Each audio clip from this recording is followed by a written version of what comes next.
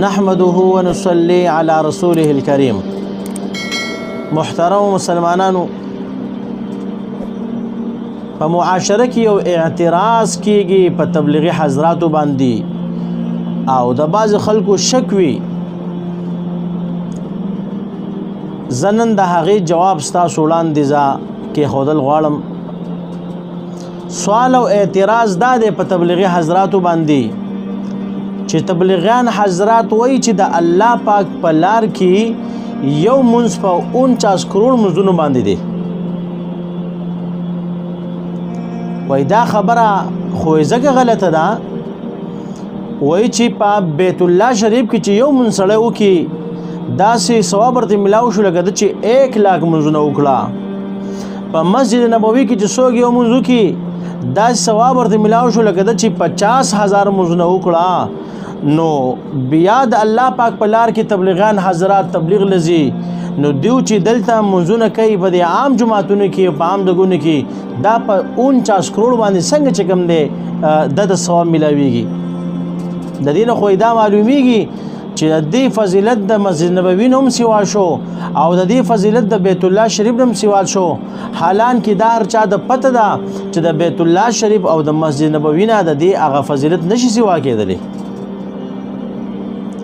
نو محترم د دې مقصد دا نه دی چې لکه یو سړی مثال تبلیغ لاړ شو چرته یو منځو کې نو دا په 49 کروڑ باندې چې کنده بدل شو، د مسجد نبوي دا په 50,000 باندې او د بیت الله شریف دا په 1 لاک باندې بدل شو. بلکې مقصد دا دی زما سره بکری موتی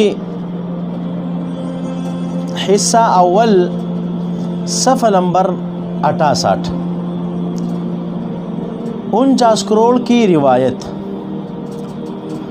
من غزا بنفسه في سبيل الله فله بكل درهم 700,000 درهم ثم تلا هذه الآية والله يضاعف لمن يشاء. جو شخص اللہ کے راستے میں اپنی جان کے ذریعے جہاد کرے تو اسے ہر درہم کے بدلے میں 7 لاکھ کے بقدر اجر ملے گا. پھر آپ صلی اللہ علیہ وسلم نے اپنی بات کی تائید میں یہ آیت تلاوت فرمائی اور اللہ جس کے لیے چاہتے ہیں اجر کو بڑھا دیتے ہیں. وأخرج ابو داود من حدیث سهل بن معاذ عن أبيه عن النبي صلى الله عليه وسلم قال إن الصلاة والصيام والذكر يضاعف على النفقة في سبيل الله ب700 ضعف. ابو داود میں سہل بن معاذ رضی اللہ تعالی عنہ اپنے والد سے روایت کرتے ہیں کہ آپ صلی اللہ علیہ وسلم نے فرمایا بلا شبہ اللہ کے راستے میں نماز، روزہ اور ذکر اللہ کے راستے میں خرچ کرنے کے مقابلے میں 700 گنا بڑھا دیا جاتا ہے. 7 لاکھ کو 700 سے ضرب دینے سے 49 کروڑ بنتا ہے. تاسو ته خبر واضح شو. دیو چې کوم خبره کوي تبلیغي حضرات دیو د الله پاک په لار کې چې کوم فضیلت راغلی دی د قرآن پاک آیات دغه رنګې هغه حدیث مبارک بیا دیو په هغه لحاظ سره 700 لا په 7 لاک کې چې کوم دی ضرب ورکوي نو دا 49 کروڑ جوړیږي. نو د مسجد نبوي فضیلت په احادیثو کې صراحتاً چې کوم دی هغه 50,000 راغلی دی. د بیت الله شریف فضیلت صراحتاً 1 لاک راغلی دی. دسی په تبلیغ کې او په سیروزه کې یا پر ایوان کې منځ کول دا صراحتاً 49 کروڑ نه دی راغلی بلکې دا هغه ضرب ورکولی که دا ضرب بیا ته د بیت الله شریف هغې کې ورکې هلته چې کوم دی 49 کروڑ جوړیږي. دغه رنګ کې که دا ضرب تا د مسجد نبوي په هغې کې ورکې هلته هم چې کوم دی 49 کروڑ جوړیږي. نو 49 کروڑ به هلته هم جوړ شي ورسره به د مسجد نبوي هغه 50,000 سوا شي د بیت الله شریف هغه به 1 لاک سوا شي.